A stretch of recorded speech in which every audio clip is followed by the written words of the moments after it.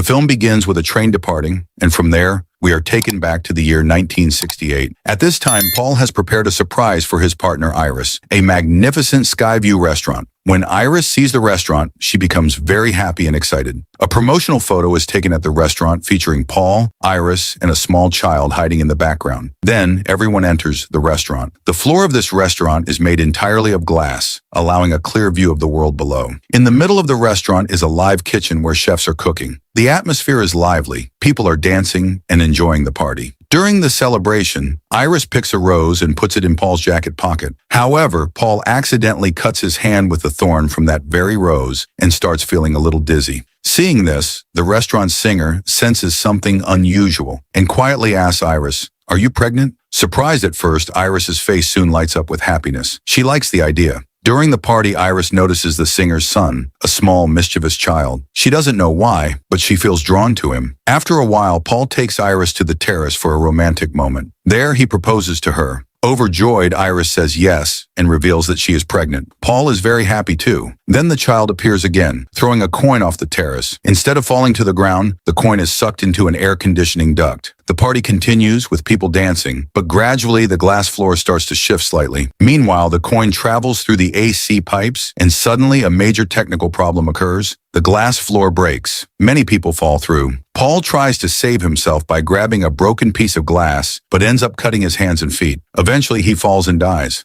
Iris somehow survives by holding onto a structural beam. The coin keeps moving through the AC ducts and gets stuck in a gas pipe, causing a fire. The singer dies in the blaze. Iris hides under a piano to protect herself. She then reaches an elevator, but it is already full. As the elevator descends, a man slips and the elevator crashes, killing everyone inside. Iris climbs back up and sees that part of the restaurant is now hanging precariously. Some people are still clinging on. The piano where Iris was hiding is now the only thing keeping the structure balanced. Suddenly, the coin emerges from the duct and falls directly onto the piano. The balance is lost and the rest of the restaurant collapses, killing everyone. In the next scene, we see Iris trying to save the mischievous child. She supports herself by wedging her ring between two chains, but her hand slips, the ring falls, and both Iris and the child fall to their deaths. Then a loud scream is heard. It turns out all of this was happening in a girl named Stephanie's hallucination. Stephanie is in her classroom,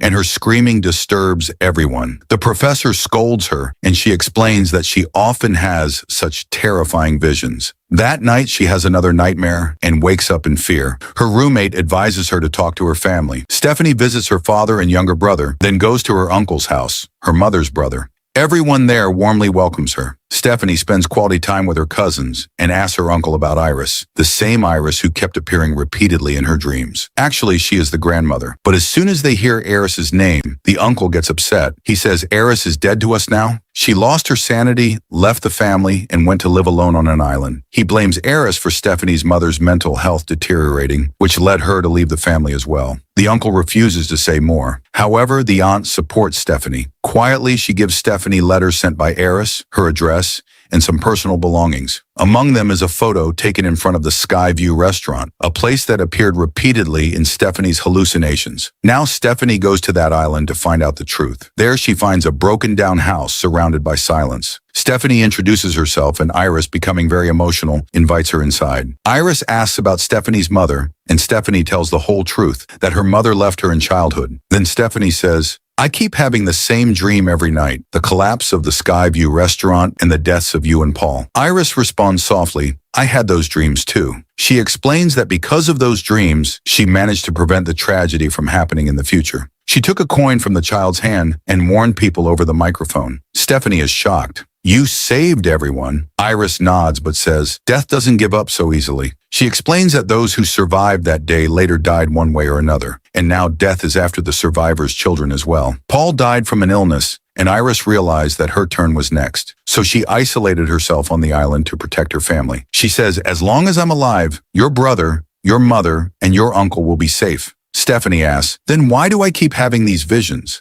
Iris replies, "Because now death is hunting us again." Then she gives Stephanie a book containing all the information on how other survivors died and how one can survive death. But Stephanie doesn't believe her. As she leaves, Iris says, "I will come to see you again." For the first time in years, she steps outside the cabin and says, "Now I will face death, Iris gives Stephanie the book and warns, "Now death will come after you. This book is your only protection." Stephanie still doesn't trust her. Iris says, "Then watch how I die." At that moment, a gas leak starts nearby. Things begin to break down one by one. A chain hits Iris and something sharp strikes her from behind. Iris dies. Now Stephanie starts to believe everything is true. 2 days later, Iris's funeral is held. Stephanie's mother comes to and says, "Now the next death will be mine." To save her mother, Stephanie starts reading the book Iris gave her. Inside the book is the same coin that Iris used to stop the disaster. Stephanie realizes how important this coin is. She tries to call her family immediately, but no one answers. Meanwhile, the whole family is busy at a party. Strange things start happening at the party. One glass breaks and a shard falls straight into an ice bucket. Gradually, objects begin moving on their own, as if someone is setting a trap. Then suddenly, Uncle's glass slipped from his hand, and a sharp shard pierced his foot. In pain, he staggered backward. His fall caused the ground to tremble, shaking the nearby lawnmower. In a horrifying moment, the machine hit him, resulting in his death. Everyone at the party was stunned and terrified. Stephanie panicked and told her family that death was targeting them one by one. She explained that after the incident at the Skyview restaurant,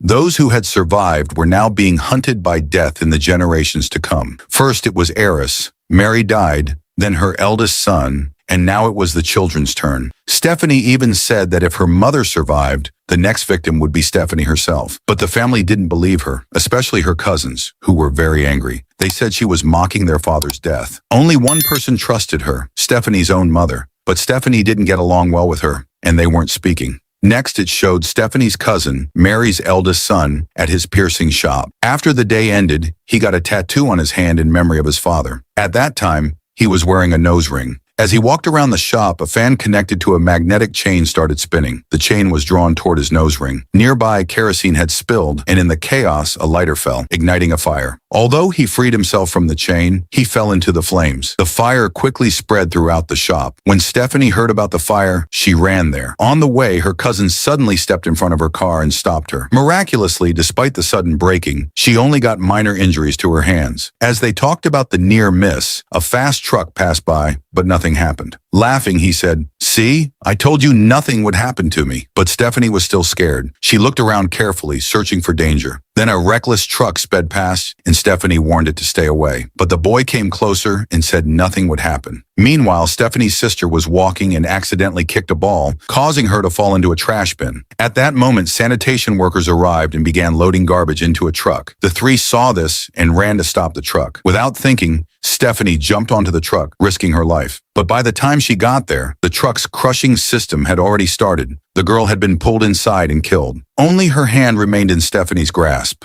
but she was dead. Her death saddened everyone. Her brother broke down crying, saying, "You were right," but this time Stephanie didn't stop her. He was convinced something was wrong. He said, "The one who should have died didn't, but my sister did." At that moment, their aunt arrived and revealed a shocking truth. That boy was not Stephanie's uncle's biological son. Therefore, death took not him, but his eldest daughter. Stephanie was stunned to hear this. Now others began to believe her as well. The girl's younger brother said, "Now it's my turn, but I don't want to die. Will you help me?" Stephanie replied, "I want to save you, but I don't know what will happen next." He said, "Do you know? Just look around and focus. You'll understand." Stephanie remembered that her grandmother Iris had once told her about a girl who had survived at that time. She was still alive and working in a hospital. Her name was Jeannie. Somehow she had cheated death, so everyone decided to find her. When they arrived and called out to Jeannie, she was startled. Only Iris used to call her by that name. They asked, "How do you know Iris?" Jeannie replied, "I was there on the day the tower collapsed. I was the daughter of that singer." Hearing this, Stephanie remembered everything and recognized Jeannie. Jeannie explained that Iris had come to her years ago to save her husband, Paul, but despite all efforts, he couldn't be saved. Stephanie asked if anyone had survived. Jeannie said yes, 2 people, but not in the way Stephanie was thinking. Death had taken them first, but the doctors revived them. After that, death never came back for them. Stephanie begged for help, but Jeannie said, "I tricked death once, but now I have cancer, and one day we all have to die. That is our final destination. Until then, we should make the most of the time we have." Everyone became sad. Just then, Stephanie's cousin came up with a risky idea. He thought they could trigger his younger brother's allergy by feeding him peanuts, and then revive him with medicine, thus tricking death. But nothing went according to plan. The vending machine stopped working. In a panic, he tried to force it open, and a loose screw fell out. Then they went into another room. He told his younger brother to wait there, while he went to get an anti-allergy injection. On his way out, he accidentally pressed some buttons on the wall that turned on the nearby MRI machine. After a while, he returned with the injection and a wheelchair. He told his brother, "Now eat the peanut chocolate." But at that moment, the MRI machine's powerful magnetic field activated. Stephanie's older cousin, who had piercings all over his body, was pulled toward the machine, and the wheelchair was dragged along. In that terrifying moment, both got trapped inside the machine. The younger brother, who had eaten the chocolate, fell seriously ill but injected himself and improved somewhat. Then the spring that had come loose from the vending machine earlier flew and struck his chest, killing him. Despite all their preparations, death caught him. Everyone's hearts broke. Stephanie told her mother, "Now it's your turn." She said, "Maybe you should go to Iris's house where Grandma lived. She was safe there for many years." Her mother agreed. Stephanie picked up a book and a coin fell from it. An old woman picked up the coin and put it in her purse. Stephanie quickly reached her grandmother's house and told her mother and brother to go inside. They did, unaware that gas had leaked inside the house. A spark from an electrical wire ignited a fire. There was a huge explosion. Stephanie's car parked outside fell into the water. Stephanie tried to swim to safety. Inside the house, her mother was trapped in the fire. Her brother, standing outside, saw a falling tower about to hit Stephanie. Before that could happen, their mother came out, pushed her son to safety, and was crushed by the falling tower. She died. Now the boy understood. It was Stephanie's turn. He jumped into the water and pulled Stephanie out. She wasn't breathing, so he gave her CPR, and miraculously, Stephanie came back to life. They were both very happy. Stephanie had beaten death, but the sorrow of losing their mother and friends was heavy in their hearts. The scene changes. A lot of time has passed. Life has returned to normal. Today is Stephanie's brother Charlie's graduation party. Stephanie is happy. She keeps a rose in her pocket. The thorn pricks her hand, drawing a little blood, just like Iris had seen in her vision. Stephanie realizes the game isn't over yet. Death is coming back. Meanwhile, the same coin that was with Iris is now with that old woman. When she opened her purse, the coin fell onto the train tracks and got stuck in the track switch. At Stephanie's house, a friend of her brother, who is a doctor, comes to visit. He says, "Your brother told me about you. You're very lucky to have survived." Stephanie smiles and says, "Yes, I was lucky." But the doctor replies, "Actually, you weren't alive. If a person doesn't breathe for 5 minutes, they are clinically dead. You had gone beyond that. What you experienced wasn't unconsciousness. That was death."